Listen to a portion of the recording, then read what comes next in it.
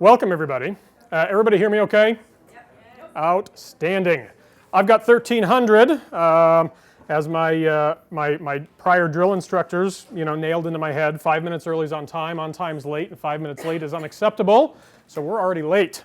I am Alex Brackey.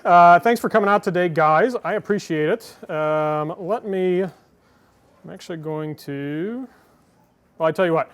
So, are you guys, is everybody on the Facebook page for Pearson Smith? Yeah. The forum? If you check there, I was going to show you, but I'll skip that part. This email stuff, right? Like, so I actually, this all started for me. I have two coaches that I work with. And both of them were kind of drilling into me that like email marketing is like sort of a BFD. It's a big freaking deal right now. And it really works. And I pushed them off for like a year. I'm like, nah, like nobody checks their email. Like, come on, like everything goes to spam, right? I had all the excuses in the world why I shouldn't actually look into this. And so starting around August is when I really kind of started dialing in and diving headfirst into it to try to figure out if I can, start cracking some special code, right? There's a couple screenshots I put up in the Facebook forum there for PSR. Those are all legit. Like I didn't like doctor those. Like those are all email responses I'm getting from like the 3 emails I'm going to give away to you here at the end. Okay. So this stuff, it does actually work. Like ditch the drunk monkey that you've got, that email maybe doesn't work or whatever. I'm telling you it works. We've set now over a dozen appointments in like the last 7 days just from email. Like, and these were mostly cold leads. Like some of them were Sphere and whatnot, but a lot of them weren't. So I'm going to dive headfirst in here. For those that I have not met, again, my name is Alex Brackey. I thank you first for coming out. I was licensed in July of 2013, so I haven't been doing this for terribly long, not forever. Had my first closing in January of 14. I joined Eric Pearson's team. Some of you may know that guy. Joined his team at Remax when I first got licensed. Sort of proud to say I was the first one to tell Remax, sayonara, I'm following that guy. Later became PSR. Probably known best maybe for my scripts, objection handling, conversion, on the phone and at appointments. That's maybe I guess what I specialize in. I currently run the Valor Group here at Pearson Smith, and I do try to give back to the agent community through our Becoming the Bulletproof Agent Facebook group. If you guys aren't a member, love to have you. Just give away free content there, similar to this when I can. Before real estate, I was a cop. So I say that, not for any other reason. I like the undercover picture of me. Like I always look at that, I'm like, man, I'm such a nerd. Like I don't like that picture, but doing a little undercover work in Sterling. So I was a cop before I did this. Why is my background worth mentioning? Not because I think it's, awesome or impressive or anything, but I readily admit that, guys, I don't have any kind of special degree in like marketing. I don't have any family background in business. I didn't go to school here. I didn't grow up here. My sphere is not here. So like, I kind of had to, whatever success I had in real estate, I just kind of had to go about it through, good old-fashioned like grittiness and just trial and error. And honestly, a lot of what I've learned through this email marketing stuff that I started in August, a lot of it is trial and error, and come to find out that honestly, that's how like the professional marketers, like that's how they do it. Like, they just start throwing spaghetti against the wall to see what sticks, and then they keep improving and innovating on it. So what I want to do today is, obviously, if I can do this, right, like you guys can too, because again, I don't have any super secret superpower with this. It's just trial and error, honestly. What are we going to cover today? So, kind of using that analogy, right? I mean, you can get a fish and eat for a day, or you can learn how to fish and eat for life. I want to, this started with, hey, let me just give out 3 emails that work really well. And I'm like, well, we can do that, but like, we can do better, right? Like, I want to try to teach you guys sort of the structure, the format of the emails, like how do you create an email that is likely to get a response, get opened, have the click-throughs and things like that. Because a lot of what I learned is that, obviously content is important, right? You can't, send a dud for content. But at least half of the battle is not what you say, but how you say it and how you structure the email, what's the subject line look like, so on and so forth. So I want to give that to you here today. At the end, I'm going to give you guys a link where you can download the 3 emails that I used to book all these appointments in the last week. Steal them, use them, make your business blow up. I've got 13 strategies we're going to walk through real quick. So strap on seat belts. It's going to be quick. None of these are crazy. Like, it's not brain surgery, guys. And you know, at the end, you'll get those 3 emails that kind of tie a lot of this together, and you'll see a lot of this stuff in action. So here we go. Number 1, subject line. I say can make or break you. I said will make or break you. A good subject line can overcome a lot of other issues that maybe the email has, right? If you can get folks opening it up and at least looking, that's more than half the battle, right? So that subject line is really critical. The best open rates for subject lines typically have around 8 words or less in that subject line. Keep it short. Like this is going to be a theme you hear through the presentation. Keep it short. Attention spans are like goldfish, right? Like you've got like 2 seconds to like make an impact and get people hooked. The best subject lines are going to spark emotion. Curiosity or concern are 2 of the best ones. They're going to solve a problem, or they're going to cause conflict in the mind of the reader. Those are going to have the best open rates. So a few examples of this. Personality and behavioral tests are worthless. When I first got that email, right, it actually, the email had nothing to do with that stuff, but like, I like personality tests and behavioral, you know, profiling and things like that. So like, I got that email and I'm like, nah, screw him, he doesn't know what he's talking about, right? Like, it created conflict in my mind, made me want to click through. Like, beautiful. You heard about this, right? Heard about what? Like yeah, I want to know. Like, what am I supposed to have heard about? 83% of home buyers make this mistake. Oh my God, what mistake? Like, I don't want to make the same mistake. So, you know, again, these are kind of hitting on those ideas, like they're causing an emotion. They're 8 words or less, right? Super easy to digest. You can glance and you get the drift of what they're going for. Tip number 2. Complete the thought from the subject line in the first line of the email. So the example I have here, don't lose down payment grant money, right? Concern, intrigue, curious, by sitting on the fence this spring. Keep in mind, guys, when people are looking at emails, when they've got emails in their inbox, when they're looking at it, it shows you that preview, right, of like what's in the email. It'll show you the subject of the email, but there's also a preview there too. And so keep that in mind when you're formulating this stuff, is that it's not just the subject line. They're going to get the first few words of that email too. And so you can use that to your advantage in part of your messaging.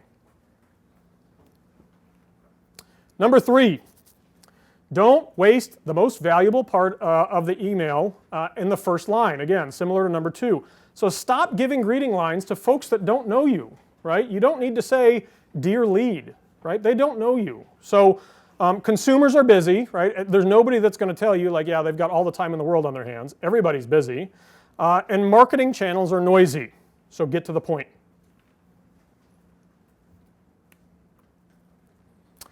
Number 4, white space cells. This was one that I had a really a hard time kind of digesting and being okay with, because, you know, as the tip I have there would indicate, like, you know, stop writing paragraphs, you know, that would make your high school English teacher give you a high five, right? That's not what this is. We're not writing essays. This is not a dissertation, right? It's email marketing. And so the format's going to look different. So keep your thoughts short and sweet, and it's not, you know, whereas you normally would write a paragraph where you complete the entire thought, you're not doing that here. You're going to, you know, have a lot of white space, a lot of just one-line things. And so here's a few examples of that happening. I don't know why this works. And again, it's funny, when you talk to really good marketers, really good email marketers, you ask why that's the case. That's not something that enters the equation. They don't care why. All they want to know is what works, right? And let's chase that. And so somebody was smart enough to figure out that when you do these just like one-line things with a lot of white space in between, like, hey, it works. People react to it favorably. Number 5, dumb it down. You know, there's that old adage, write as though you're communicating to a 5th grader. This is 100% true. This is not the place to use industry jargon. Don't talk about VHDA loans, right? Like, people don't know what the heck you're talking about. You know, if you're talking about a conventional loan, If you're a first-time home buyer, I may not know what the hell you're talking about. What is a conventional, what does that mean, right? So dumb it down. You're talking to a fifth grader, right? Keep that in mind. Mass email is not the venue for explaining something complicated. That's what your appointment is for. That's what your phone meeting is for. So the emails you're sending out, these are very easy to digest concepts, right? Number 6, focus on a single call to action. This is one of the biggest mistakes I see folks make, is that you see in their email, they're going to ask you, hey, email them back, call them back, schedule a meeting with them in Calendly, and oh, by the way, subscribe to their YouTube page. It's like, whoa, hold up. like, I don't know you, you don't know me. Like, let's just start with like one thing, please, right? So it doesn't matter what you want them to do. Any of those are fine ideas, right? But just go with one. The average consumer, again, they're busy, marketing channels are noisy, they don't have time to do 27 things for you. Just ask for one thing. You can, by the way, ask like multiple times through the email. Like it can be more than one hit, like, hey, click this link, and then later in the email, it's click this link, right? Same link, but just one call to action. Number 7, use short bulleted lists. For my drivers and analyticals in the room, y'all are going to love this. For my expressives and amiables, you hate it. Sorry. Like, it just works, right? It's pleasing to the eye, again, easy to digest, helps you kind of keep it short and sweet, but that's what people are looking for, right? They want something that they can look at, and in 10 seconds, they kind of get the gist of it and can choose to act or not.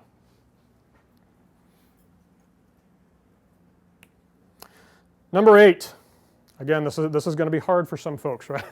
Dial back your email signature, right? These gigantic, like, huge picture files that have, your pretty face and your logo and Pearson Smith's logo and, oh, you're an ABR, GRE, FIS. They don't care. I'm sorry, like, they just don't, right? There's a place for that, and it's not that stuff is bad, but mass email marketing is not it. Different channels have different purposes, right? So dial back those email signatures. Ultra simplistic is in vogue right now. If you look at a lot of the email marketers, the mass marketers, a lot of them, it's just like, it's their name and their phone number, and that's it. And it's plain text. No photos, no nothing. Number 9, cut out the formatting. Nobody wants to see 27 colors in the text. Limit the bold and underlining. Again, a lot of this stuff is very spammy to the AI and whatever that's looking at this and determining what hits the inbox and what goes to spam. So the more formatting you're putting in these mass email, like mass email already, you've got like one red flag for the AI, right? They can see that you're sending this out to 10,000 people. So you got to really limit how many other red flags you're throwing up, or your stuff's all going to go to spam. So limit that formatting throughout. I did want to point out, guys, this is not to say that you shouldn't be doing like email newsletters. Those are a great idea. I tend to understand the world in metaphors, so I guess the metaphor I'll share with you here is newsletters are good. It's sort of like when a farmer is going out, right? They water the crop, they fertilize the crop. They water the crop, they fertilize the crop. They water the crop, they fertilize it. If they never pick it, somebody else will, right? This stuff is more the harvesting time, right? These emails are meant to, harvest the crops when they're ready. The newsletters are more nurturing them along. That's the whole idea. At some point, you got to ask for the business, and that's what like some of these mass emails are for. Number 10, present odd numbers. Again, I don't know why this works better, but I've seen it. This is one of the tips that I got from some of the big email marketers was when you present things in odd numbers, you get better responses, and doggone it, they're right. So, 5 biggest mistakes, the 7 tips for home buyers, the 3 reasons to list a home, whenever. Present in those terms, and people will have more interest. Number 11, oh my gosh, do not send mass email through your personal email. That'll be a huge mistake because when you do that, you're going to end up, at some point, you're going to have one email that went awry or whatever, and it's going to get, they're all going to go to spam.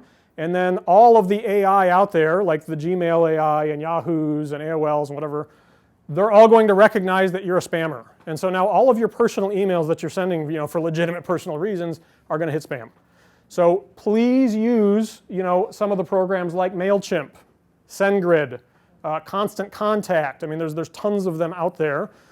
They have a little bit of extra software in place to prevent some of that from happening, and it will absolutely salvage your own email send rate integrity.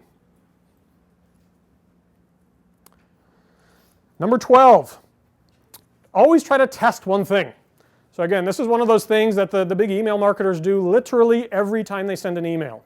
And keep in mind, it is one thing every time. It's very minor, right? So the examples I use here, for half of your list, you're going to send and it has a red submit button. The other half gets a blue submit button. Everything else is identical.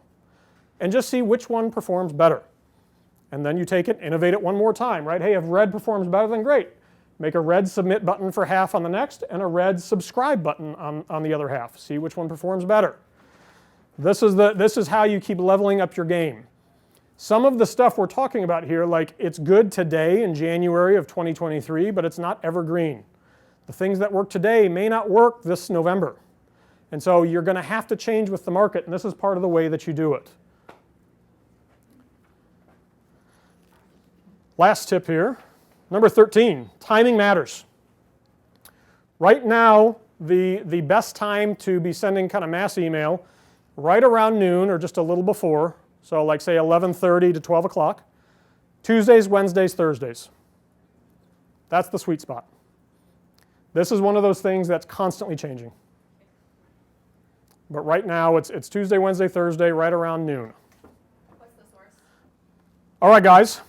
So there are the 3 emails I promised you. This is the link to grab them. It will send you an email with a download button there. Go there, put your info in. It will email you the download for the 3 emails. One of them in particular, and it's the one that is the deal of the week email. Do not innovate on it. Send it just like it shows it. That's really important.